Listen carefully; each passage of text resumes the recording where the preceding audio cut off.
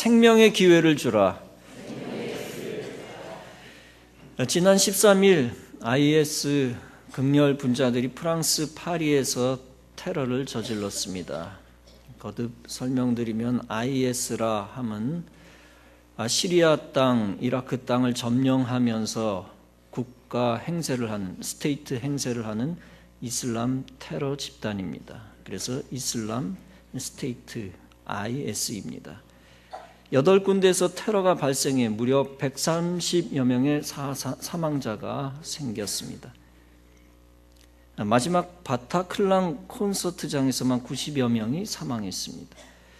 대테러 부대가 투입되었고 테러범들이 인질극을 벌이다가 3명이 자폭하고 1명이 사살되었습니다. 프랑스 올랑드 대통령은 이어 IS 수도격인 라카라는 도시에 12대의 전투기를 파견했습니다. 20차례의 폭격을 감행했습니다. 지난주에는 프랑스는 테러 용의자들의 거처를 발견했습니다. 프랑스 생드니에서 경찰과 테러 용의자들과의 총격전이 벌어졌습니다. 프랑스군과 경찰 당국은 검거 작전을 펼친 끝에 모두 7명의 용의자를 체포했습니다. 이 과정에서 20대 여성 용의자는 폭탄에 숨졌고 테러 총책 1명은 경찰에 사살됐습니다. 여기서 자폭 사망한 테러범들의 특징이 있습니다. 그들은 평범하게 살다가 이슬람 과격단체의 투신에 지하디스트로 변신했다는 것입니다. 지하디스트란 자기 딴에는 성스러운 전쟁을 수행하는 자란 의미입니다. 바타클란 극장에서 자살 폭탄을 터뜨린 사미 아미무르가 있었습니다. 그는 3년 전 파리 근처에서 버스 기사로 일하던 평범한 청년이었습니다. 그런 그가 방문하는 이슬람 성직자, 즉 비지팅 이맘, 방문해서 포교를 하는 이슬람 성직자 이맘을 만납니다. IMAM. 그 후 버스 회사를 퇴사하고 재작년 시리아로 넘어가 테러 단체에 가입했습니다. 그의 아버지가 시리아로 가서 그 아들 청년을 만났지만 아들은 냉랭했고 주는 돈도 받지 않았습니다. 그 후 1년 5개월 동안 연락 두절된 후 아들은 결국 시체로 부모의 품에 돌아왔습니다. 한편 테러를 총지휘했던 아바우드는 벨기에 브뤼셀의 최고 명문 고등학교를 졸업했습니다. 총망받던 그가 어느 순간 파리 테러를 총지휘하다 생드니에서 죽었습니다. 그런 몰락도 사람을 잘 못 만났기 때문입니다.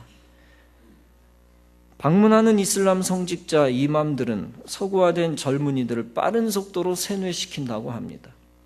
바타클랑에서 사망한 또 다른 테러리스트 이스마엘 모스테파이도 이 방문 이맘에 의해 포섭되어 물들었을 것이다 라고 그가 다니던 모스크 관계자가 털어놓았습니다.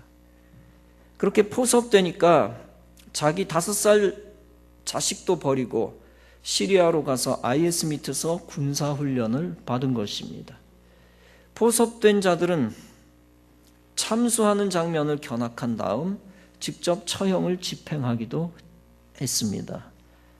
훈련이 끝나면 전투병, 자폭 테러범, SNS 선전병으로 분류되어 현장에 즉각 투입됩니다. IS나 알카에다 같은 테러 단체에 가담하는 외국인은 100여 나라에서 옵니다.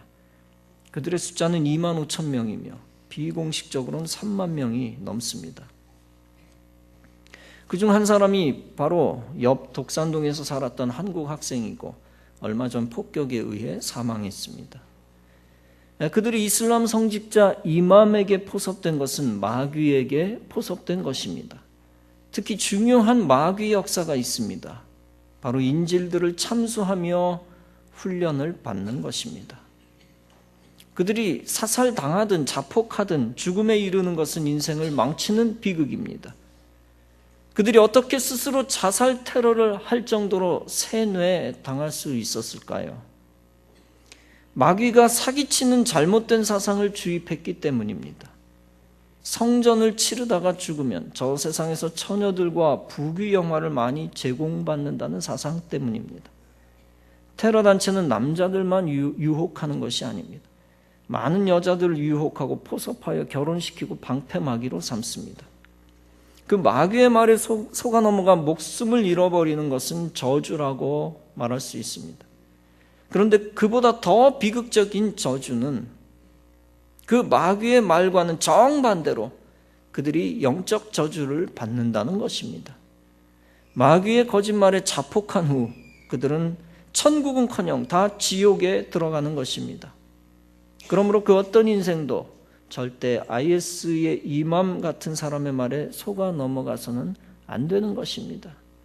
이단 교주의 말에도 절대 속아 넘어가서는 안 됩니다. 신천지 교주 이만희나 영생교 교주 조희성 같은 사람 때문에 지옥 간 사람 많습니다. 절대 속아서 테러하다가 죽거나 자폭하여 죽어서는 안 되는 것이죠.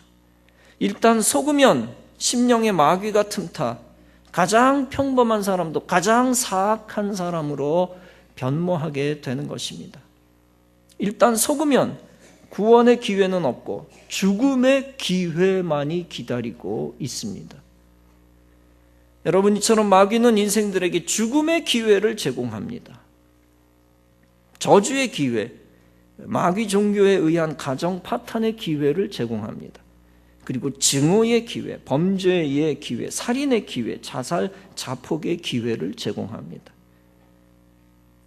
그리고 궁극적으로는 영원한 형벌의 기회, 지옥의 기회를 제공합니다. 그 잘못된 기회를 붙잡으면 영원히 후회하며 영원한 형벌을 받습니다. 영원한 형벌을 받으면 다시는 구원의 기회가 없습니다. 오직 복 있는 성도는 생명의 기회, 구원의 기회만을 붙잡아야 합니다. 여러분, 생명의 기회, 구원의 기회에는 마지막 기회라는 것이 존재합니다. 자살하려고 하는 사람이 벼랑 끝에 섰을 때가 마지막 기회, 살아날 마지막 기회입니다. 그 순간 돌이키면 다시 살아날 기회를 얻게 됩니다. 스스로 두려워서라도 마음을 고쳐먹으면 살아나는 것이죠.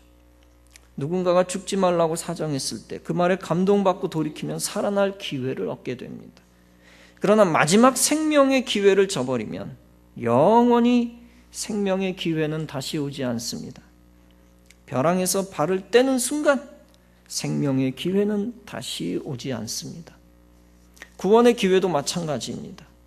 예수 그리스도를 믿고 영접하고 구원받는 기회들이 있습니다. 그런데 그 기회가 항상 영원히 계속되는 것은 아닙니다.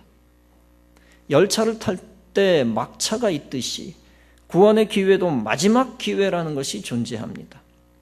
어떤 이에게는 죽기 직전에 듣는 복음이 마지막 구원의 기회입니다. 어떤 이에게는 불의의 사망을 당하기 전에 듣는 복음이 마지막 구원의 기회입니다. 그 구원의 기회를 붙들고 죽으면 영생을 얻게 됩니다. 반대로 그 구원의 기회를 미루고 붙잡지 않으면 영원한 지옥에 들어갑니다. 바로 오늘 본문의 이야기는 구원의 기회를 놓친 사람의 이야기입니다. 오늘 본문은 유명한 부자와 나사로의 비유 이야기입니다. 이 이야기 속에서 생명의 기회를 영원히 놓친 부자의 모습이 나옵니다. 이 이야기는 예수께서 바리새인들과 나눈 대화 도중에 나오는 비유 이야기입니다. 어떤 부자가 있었는데 그는 자색옷과 고운 베옷을 입고 날마다 즐겁게 호화롭게 살았습니다. 그런데 그 집 대문 앞에는 나사로라 하는 거지가 헌데투성이 몸으로 누웠습니다. 그 부자의 상에서 떨어지는 부스러기로 배를 채우려 하였습니다. 개들까지도 와서 그의 헌데를 핥았습니다. 그러다가 그 거지가 죽어서 천사들에게 이끌려가서 아브라함의 품에 안겼습니다. 그 부자도 죽어서 땅에 묻히게 되었습니다. 부자는 지옥으로 갔는데 지옥에서 고통을 당하다가 눈을 들어서 봅니다. 멀리 아브라함이 보이고 그의 품에 나사로가 있습니다. 그래서 그가 소리를 질러 말합니다. 아브라함 아버지, 나를 불쌍히 여겨 주십시오. 여기서 아버지란 조상을 의미합니다. 나사로를 보내서 그 손가락 끝에 물을 찍어서 내 혀를 시원하게 하도록 해 주십시오. 나는 이 불 속에서 몹시 고통을 당하고 있습니다. 그러나 아브라함이 말합니다. 되돌아보아라. 살아있을 때 너는 온갖 복을 다 누렸다. 그러나 나사로는 온갖 불행을 다 겪었다. 그래서 그는 지금 여기에서 위로를 받고 너는 고통을 받는다. 그뿐 아니라 우리와 너희 사이에는 큰 구렁텅이가 가로놓여 있다. 따라서 여기에서 너희에게로 가고자 해도 갈 수가 없고 거기에서 우리에게로 건너오지도 못한다. 부자가 말합니다. 조상님 소원입니다. 그를 내 아버지 집으로 보내주십시오. 나는 형제가 5이나 있습니다. 제발 나사로가 가서 그들에게 경고하게 해주세요.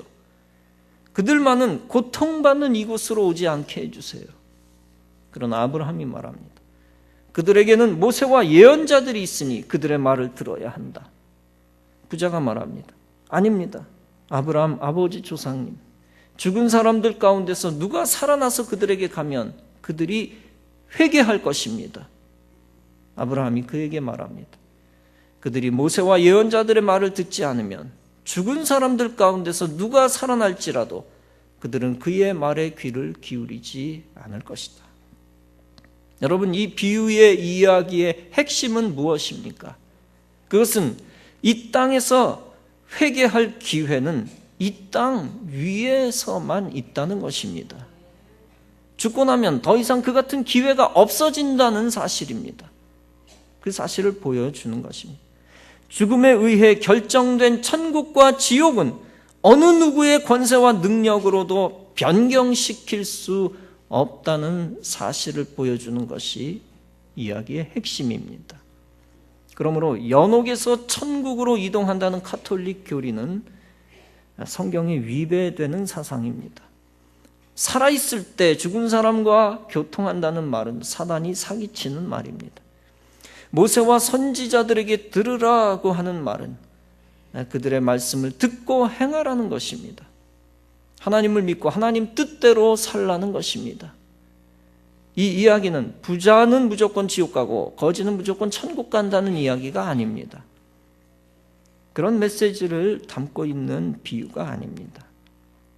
주님 곁에는 산헤드린 공회원이 있었고 공회원이었던 부자 아리마대 요셉이나 관원인 니고데모도 있었습니다.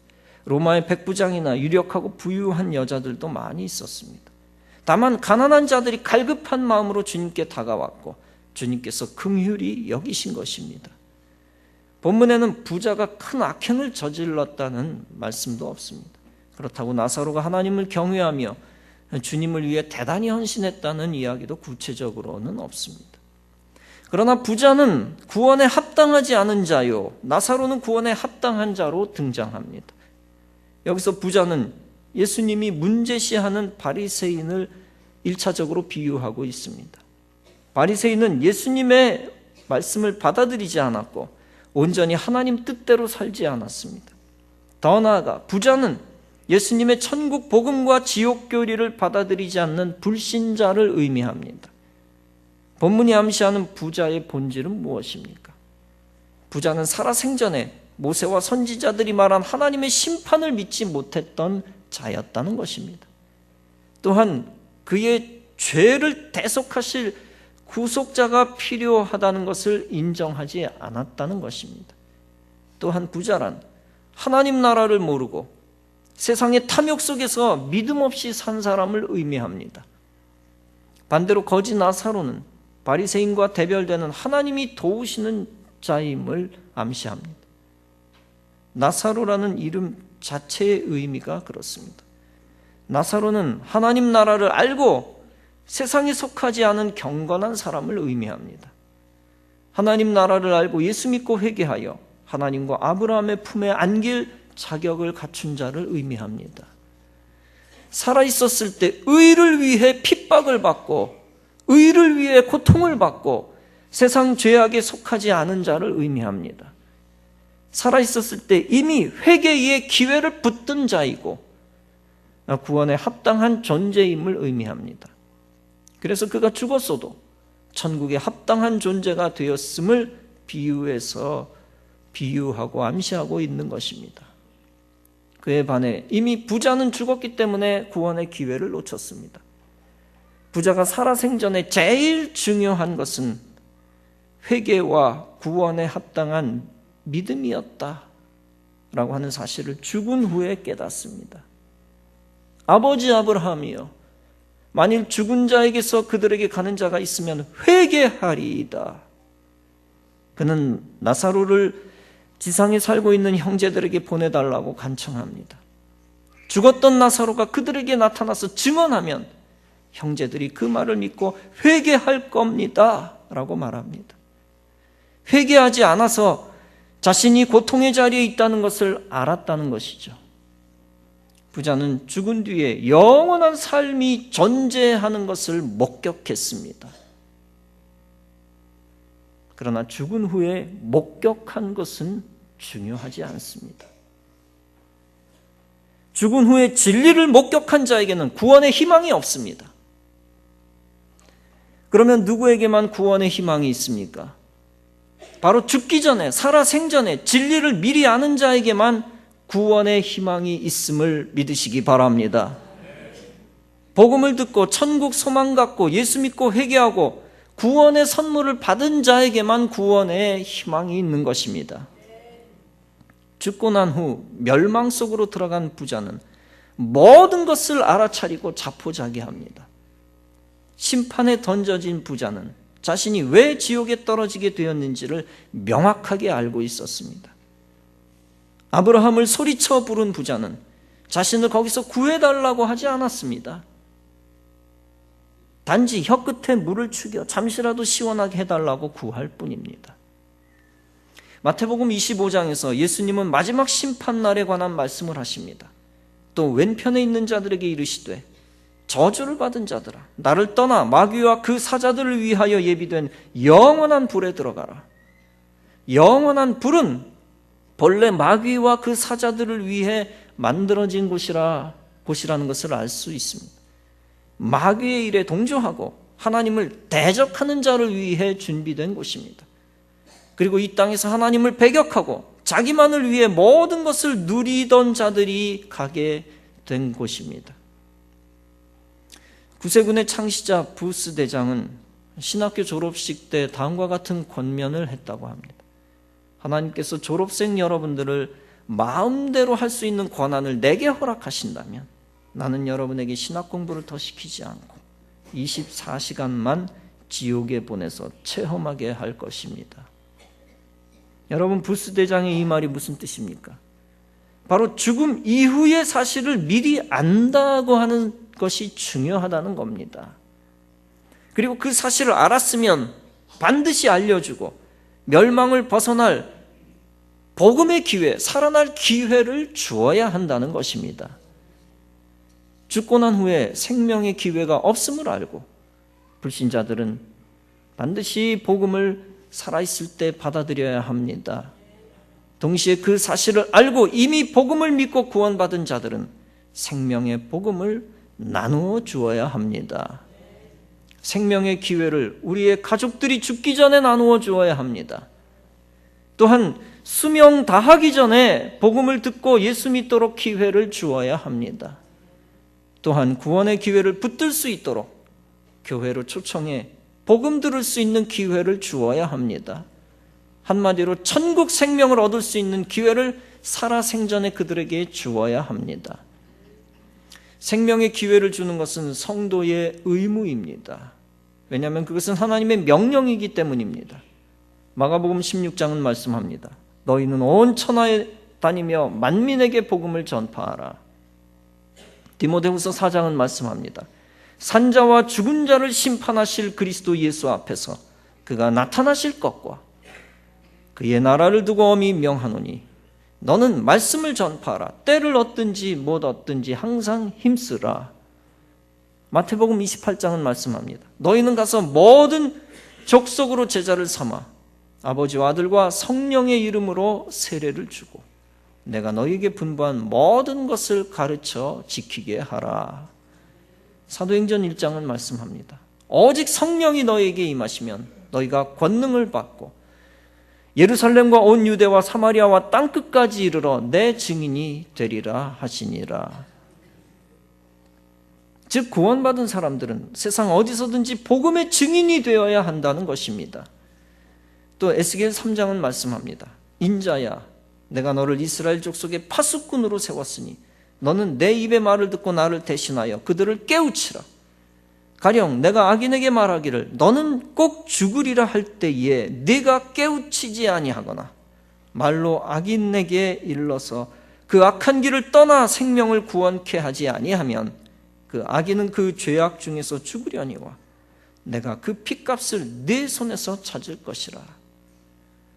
얘기하지 않은 파수꾼, 알려주지 않는 파수꾼에게서 핏값의 책임을 물을 것이다.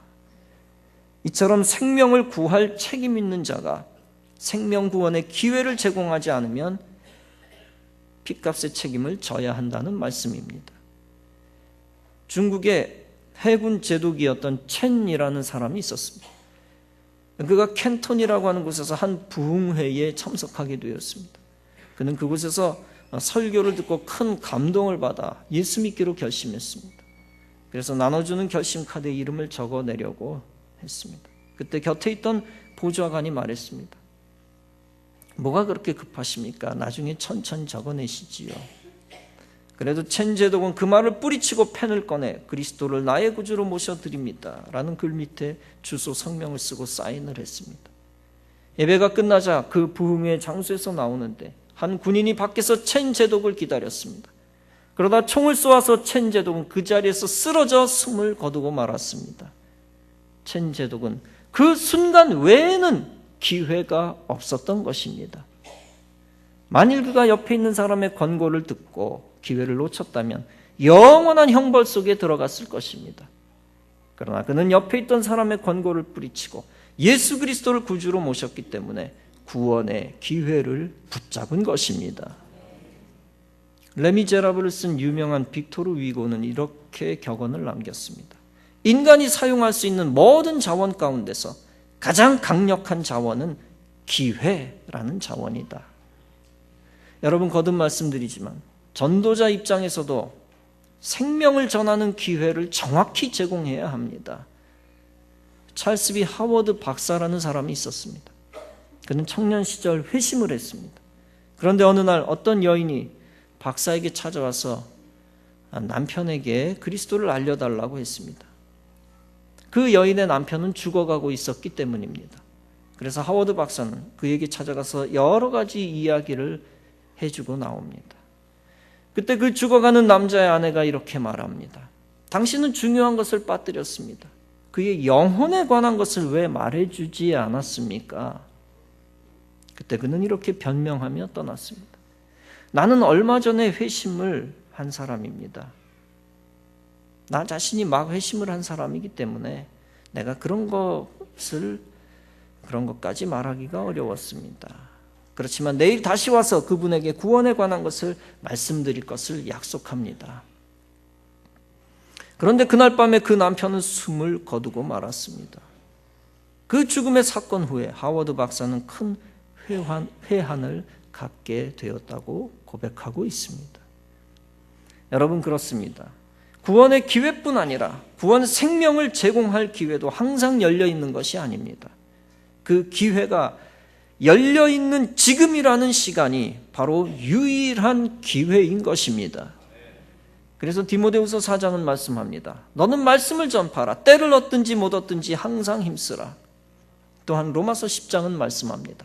그런즉 그들이 믿지 아니하는 일을 어찌 부르리요?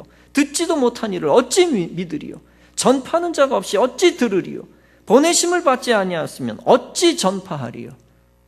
사랑하는 성도 여러분, 다음 주일은 예수사랑 초청주일이며 여러분들이 귀비인으로 설정하고 여기는 분들을 모셔오는 날입니다.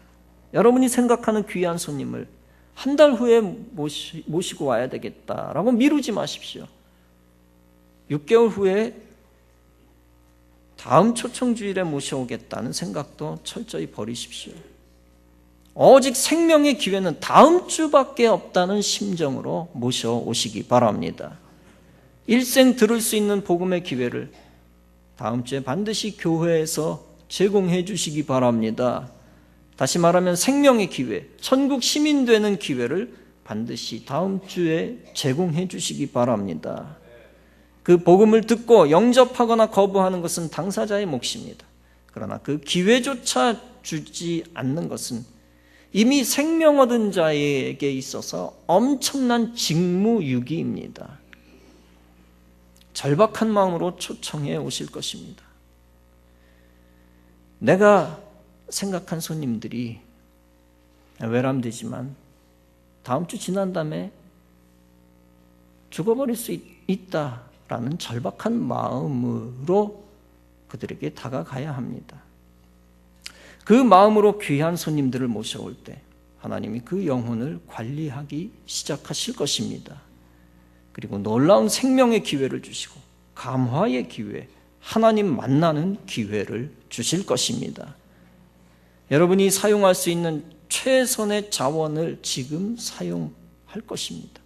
가장 늦었다고 생각하는 것이 가장 빠른 것입니다. 야구로 비유하면 승리의 시작은 9회부터 진행되는 것을 우리는 경험했습니다. 이처럼 영혼 구원의 역사는 남은 며칠 안에 우리가 알지 못하게 이루어질 수도 있는 것입니다. 그저 생명 있는 여러분들은 최선을 다해 생명의 기회를 제공하기만 하면 되는 것입니다. 그 생명의 기회를 제공하는 노력을 기울이는 순간 여러분들은 참 믿음의 사람으로 성장할 것입니다. 그리고 선한 사마리아인처럼 구원 생명을 제공하는 순간 여러분들은 축복을 저장하게 될 것입니다. 당장 보이지는 않지만 축복을 저장하게 되는 것입니다. 영혼 구원의 기회를 여러분이 죽어가는 영혼들에게 제공할 때 하나님은 여러분들의 생명과 행복까지 책임지실 것입니다. 그리고 하나님께 가장 합한 자로서 주님의 영광에 참여하게 될 것입니다. 생명의 기회를 주면서 하나님이 예비하신 기적의 사건들을 만들어 나가며 주의 뜻을 이루며 하나님께 영광 돌리는 성도 여러분 다 되어지시기를 주님의 이름으로 축원합니다.